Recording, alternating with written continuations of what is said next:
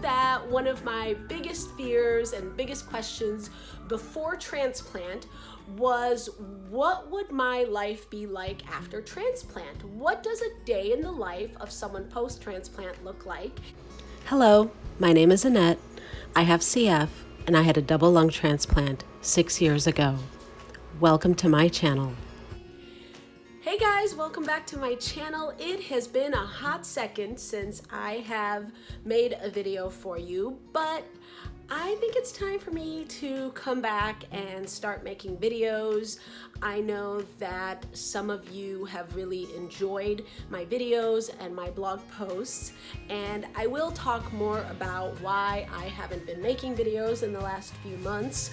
There have been a few reasons, and I will definitely get into them. And as you know, I'm pretty much an open book, so if you ever have any questions for me or any requests that you would like to see, topics that you would like me to cover, please feel free to put them down below in the comments, and I will do my very best to cover those particular questions and topics. But for today, I have been thinking about what kind of video I could make, and I think that I would like to do a day in the life video. Excuse that siren if you can hear it. I know that one of my biggest fears and biggest questions before transplant was, what would my life be like after transplant? What does a day in the life of someone post-transplant look like? And while it is a little bit later in the day, it's just after 1 o'clock right now, I thought it would be kind of fun to show you what a day in my life looks like post-transplant. And some things might be interesting for you, some things might seem not as interesting or boring. The truth is that life after transplant, unless you are in the midst of some sort of a medical crisis or emergency, is usually pretty status quo, and you'll find that that is actually a very, very good thing. So today we're going to be doing some cleaning, some straightening up. One of my passions is to kind of keep my home clean. I love doing housework, and it's really weird because I never liked doing housework before, probably because I didn't have the energy to do it. For those of you who don't know me, my name is Annette, and I had a double lung transplant 7 years ago. In fact, I actually celebrated my 7-year post-transplant anniversary yesterday, and so I always come on here without any makeup, without any fuss, because I want to show you the real me, although today you might see a little bit of leftover mascara from last night. I celebrated with my family, and it was absolutely wonderful. So anyway, now that that's been said, let's get on into the video, and I will talk some more in just a few minutes. All right, here we go.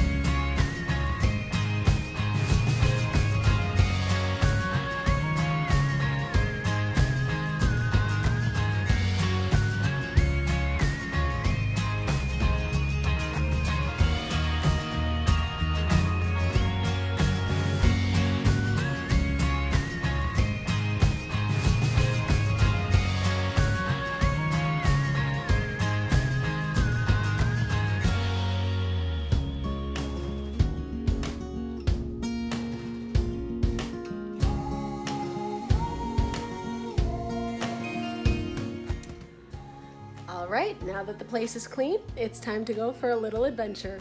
Follow me.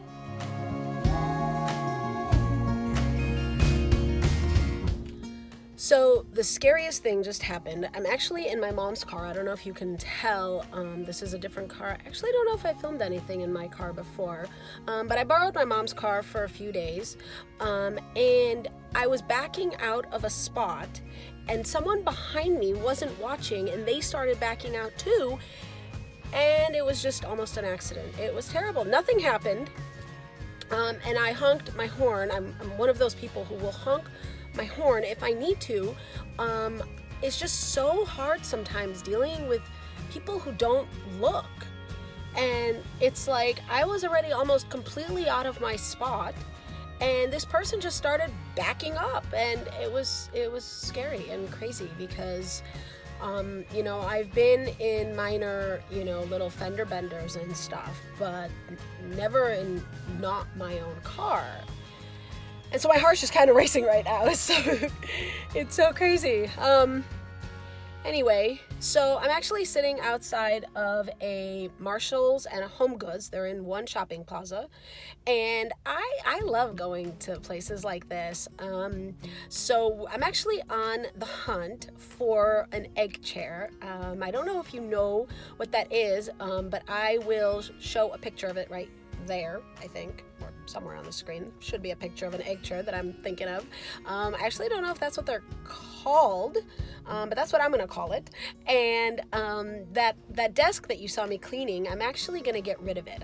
I am gonna be putting it in my mom's garage for another time. I am not able to use it at this time. I don't use it, and it just collects dust and dirt and clutter.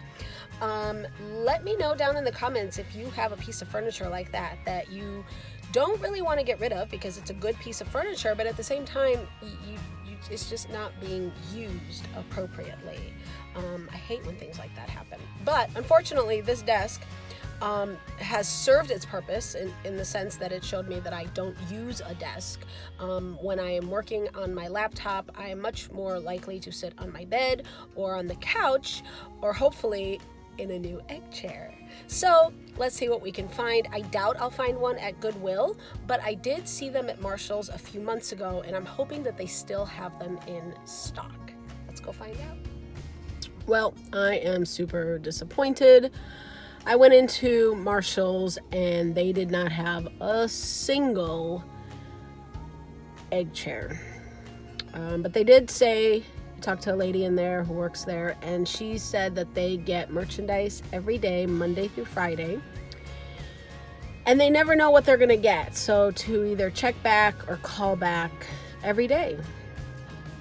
But we live in a world of instant gratification, and like I said, I'd be lying if I said I wasn't disappointed. I did get something though at Marshall's. I am horrible, and I'm so sorry for all of you who are diabetic, whether you've been diabetic before transplant or if you're diabetic now post-transplant.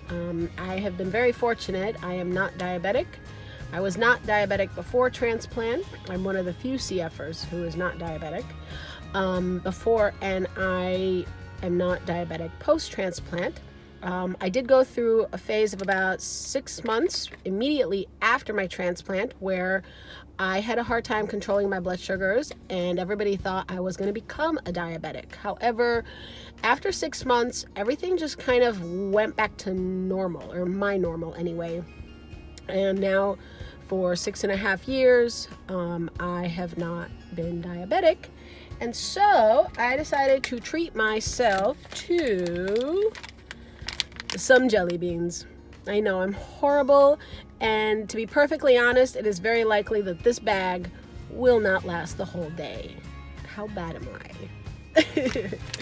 Anyway, I am debating on what to do next. I wanted to go to another store, but I have been looking at the news, and I just saw that someone else died from the coronavirus. And I'm not one to really get too excited about things like that. I take pretty good care of myself, or I do the best that I can. I use hand sanitizer.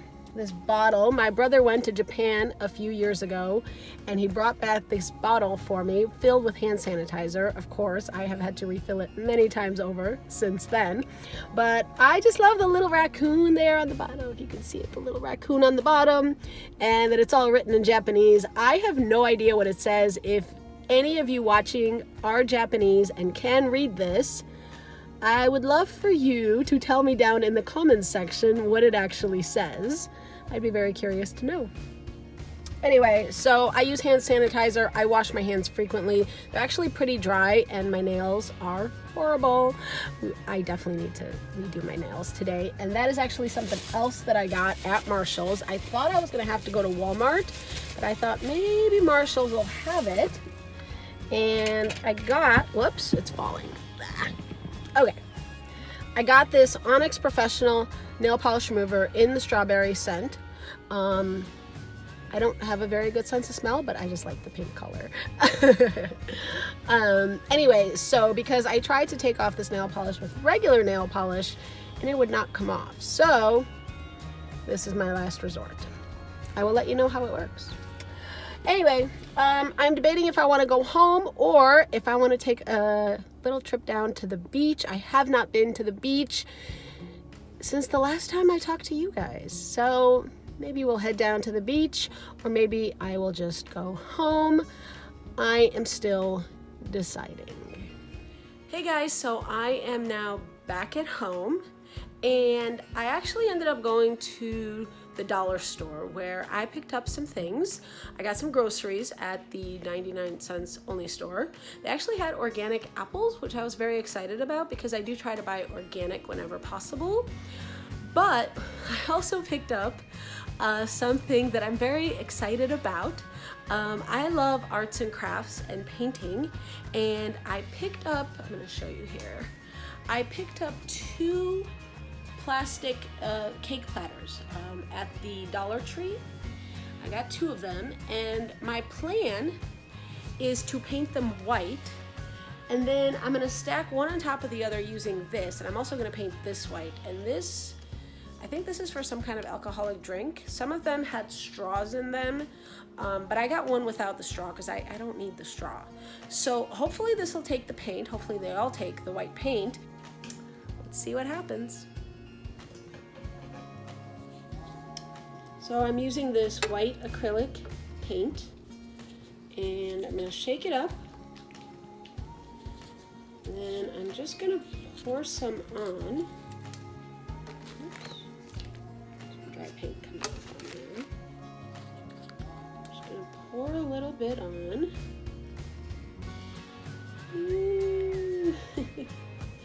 I love painting, and back when I was a kid, I used to paint all the time in the hospital. I think that's where my love of arts and crafts stems from, actually, is when I was in the hospital. I would always paint and do crafts with Child Life Services. I don't know if your hospital has those kinds of things, but if they do, I highly recommend taking advantage of it, because if you're stuck in the hospital, you may as well do something that's fun and creative. And you know, if they don't have something like this, or maybe you're an adult so you don't get Child Life, then I highly recommend stopping at a Dollar Tree before you go to the hospital and bringing some things with you.